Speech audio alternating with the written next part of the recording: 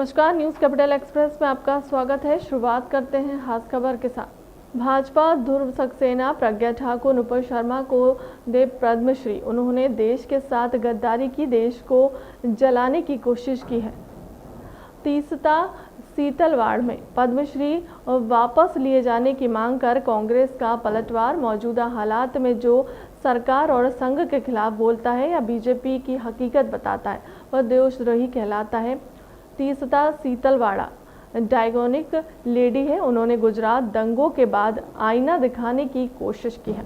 बात की जाती है उसके लिए चुनौती है, और जो सरकार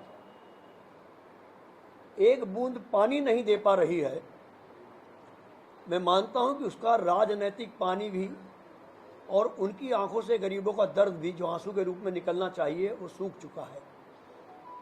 हमारा आग्रह है और मैं आप लोगों से भी प्रार्थना करना चाहूँगा कि जो आसपास के इलाकों का हमने जिक्र किया है, आप खुद या अपने संवाददाताओं से कहें कि इन इलाकों में जल जीवन मिशन की तस्वीर अपने कैमरों में कैद करें और जनता को बताएं, तो सरकार को सही धरातल दिखाई दे जाएगा।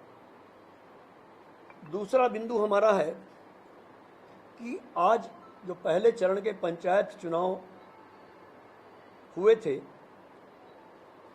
उसकी मतगणना कुछ जगह हो चुकी है, कुछ जगह आज हो रही है।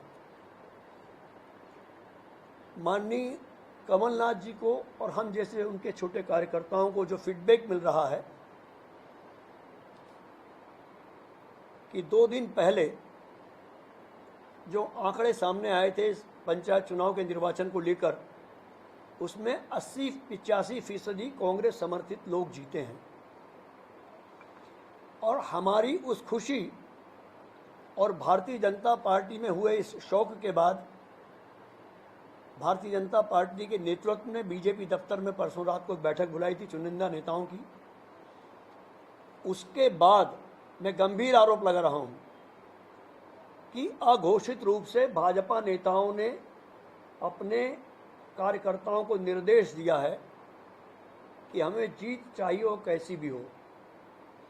प्रशासन के अधिकारियों को मैसेज पहुंचाया गया है कि जहां हम हार रहे हों वहां कैसे भी हमारे प्रत्याशी, हमारी विचारधारा के लोगों को जिताया जाए। और यह तक कहा गया है कि उसे लेकर जो भी करना हो आप कीजिए। आज ही एक प्रमुख समाचार पत्र में छपा है कि लाइट बंद कर दी गई और बाद में एक उम्मीदवार को 7 मतों से भी टेलीफोनिक चर्चा हुई है। वो एक डायनेमिक लेडी हैं। उन्होंने एक घृणित विचारधारा को गुजरात दंगों के बाद आईना दिखाने की कोशिश की थी। आज उन्हें राष्ट्रद्रोही बताया जा रहा है। सच्चाई छुप नहीं सकती कभी कागज के फूलों से। आने वाला दिन बता देगा कि इस देश में देशद्रोही कौन है। तिस्सा जी को मैं व्यक्तिगत तौर पर जानता हूं, उनमें आग है। इस देश में गरीबों के लिए उनके दिल में तड़फ है।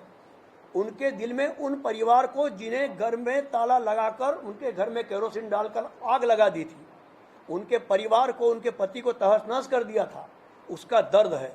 और यदि वो दर्द बयां करती हैं और उसके बाद उनका पद्मश्री छीना जाता है, तो मैं नरोत्तम मिश्रा जी से कहना चाहूँगा कि वो पद्मश्री आपकी विचारधारा आपने नहीं दिया है। आप पद्मश्री दीजिए ध्रुव सक्सेना को, जो पाकिस्तान की जासूसी करते हुए आपका कार्यकर्ता था, पकड़ाया था। आप पद्मश्री दीजिए सावरकर को, भारत रत्न दीजिए जिन्होंने देश के साथ गद्दारी की थी। आप पद्मश्री दीजिए नुपुर शर्मा को जिन्होंने इस देश में आग लगाई है, आपके पद्मश्री वो हैं। आप पद्मश्री दीजिए प्रज्ञा सिंह ठाकुर को, आपकी निगाह में भारत माता वो हैं। आप कम से कम तीस्ता सीतलवाड़ जैसे कैरेक्टर को बदनाम करने की कोशिश ना करें। मुझ जैसा कार्यकर्ता और मुझ जैसे अनेकों कार्यकर्ता इस देश में जो मोहब्बत का पैगाम लेकर घूमने की कोशिश करते हैं, उन तमाम लोगों की भावनाएं तीस्ता सीतलवाड़ के साथ है। वो कांग्रेस पार्टी के उस आरोप को पुष्ट कर रही है कि वे भारतीय जनता पार्टी की बी टीम के रूप में भाजपा को लाभ पहुंचाने आते हैं।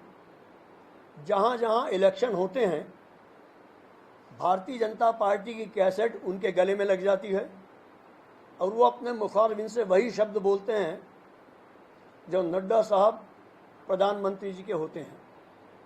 मैं पूछना चाहता हूँ ओवैसी साहब से कि यहाँ वे भाजपा की मदद करने उसी तर्ज पर आए हैं जैसे उन्होंने हैदराबाद में भाजपा की मदद की। उत्तर प्रदेश के लोग उन्हें समझ गए, वहाँ उन्हें मौका नहीं मिला।